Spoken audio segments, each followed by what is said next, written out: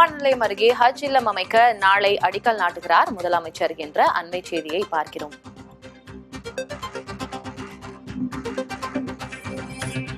சென்னை விமான நிலையம் அருகே ஹஜ் இல்லம் அமைக்க நாளை அடிக்கல் நாட்டுகிறார் முதலமைச்சர் மு.க.ஸ்டாலின்.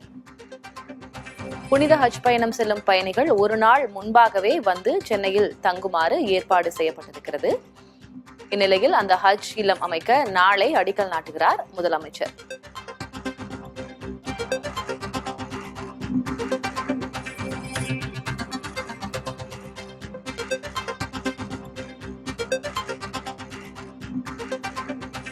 புனித ஹஜ் பயணம் செல்லும் பயணிகள் ஒரு நாள் முன்பாகவே வந்து சென்னையில் தங்க ஏற்பாடு செய்யப்படும் வகையில் ஹஜ் இல்லம் அமைக்கப்படுகிறது சென்னையில். இந்நிலையில் அதற்கு நாளை அடிக்கல் நாட்டுகிறார் முதலமைச்சர் மு.க.ஸ்டாலின். 400 பேர் வரை தங்கக்கூடிய அளவில் இந்த ஹஜ் இல்லம் அமைக்கப்படுகிறது.